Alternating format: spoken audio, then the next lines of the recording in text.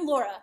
I'm a graduate from the University of Minnesota Duluth, percussionist. Today I am going to introduce you to some things on teaching percussion. I know this is a weakness for some band directors, so I decided to give some little tips and tricks for you.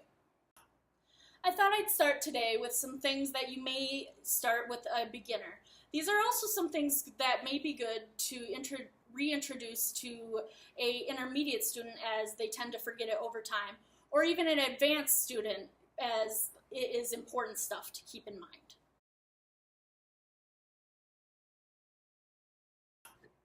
First of all, for positioning the drum. As you see, I have the drum all the way down currently, and so I'm going to raise that up.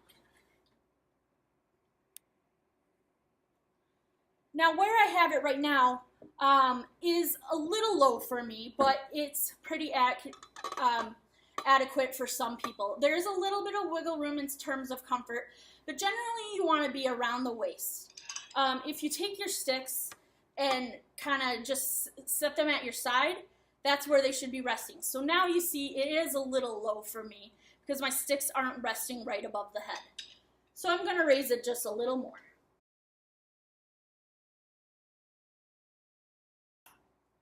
So it's important to know how to strike the drum.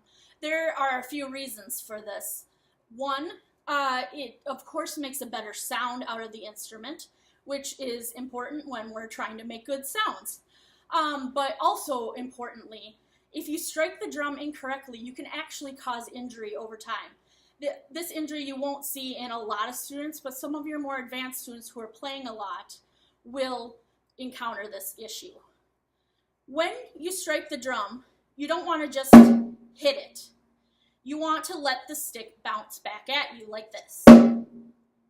So, when you first introduce this to your kids, I want you to have them just let the stick bounce back. Very little control, very light on the stick, barely even holding it. Just bounce back right at them.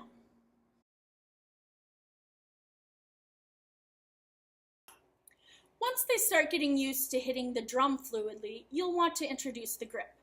Now, the way I would introduce this is first actually without the sticks. If you just lay your hands loosely at your side and pull them up, you're naturally in the grip you need to be, with your thumb next to your pointer finger. So, if we've transitioned this to the sticks, you wrap your forefingers around, thumb opposite of your pointer finger. The pointer and the thumb make what's called the fulcrum. This is where the stick rotates at, just like a lever. This is very important because the tightness and looseness of this fulcrum affects how the drum sounds.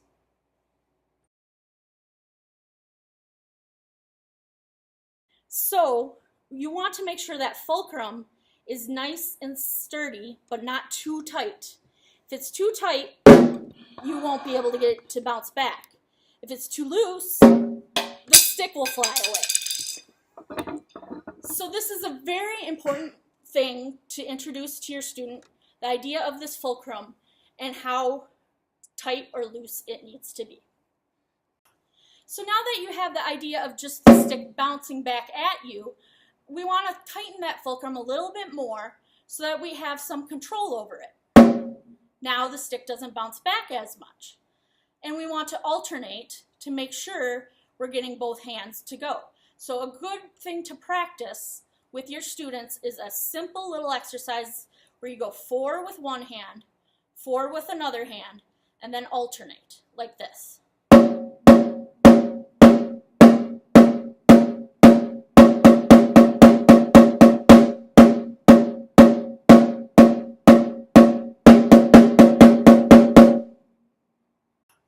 Now there are 2 different grips you can use.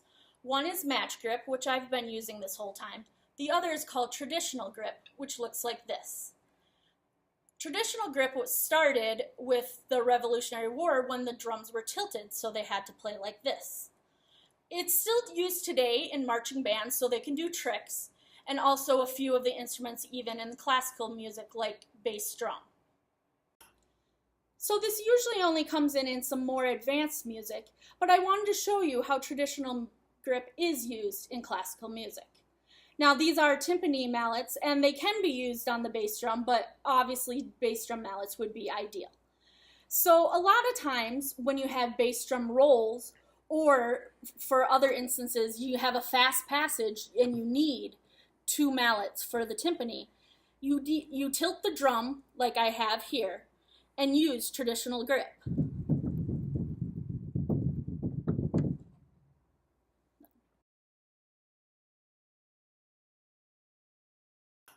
For our purposes with a beginner, we're going to just stick with match grip because it's much easier and much more universal. There is also 2 different ways of sticking, which is alternating, where you just alternate everything, or right hand lead, where you keep your right hand on the beat. That keeps things more steady and clear. However, for a beginner, I highly recommend you do alternating, as otherwise they will just strengthen their dominant hand anyway, and you need to start strengthening the opposite hand.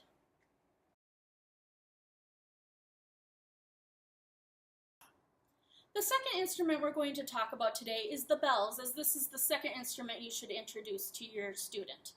Now, the bells, different from the snare drum, will not bounce back at you when you strike it. Instead, you need to lift when you make the tone. If you just hit it, it doesn't make as nice or pretty of a sound. So a good image to use when talking to your students is the image of pulling the sound out of the bells. It's a nice little lift. Here, I'll do it up here so you can watch a little.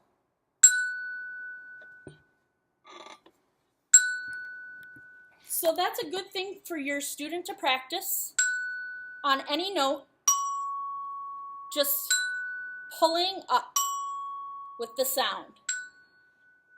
After that, you can use your book to introduce the notes, as you probably already know, and get further into it. Later on, we'll talk about stickings.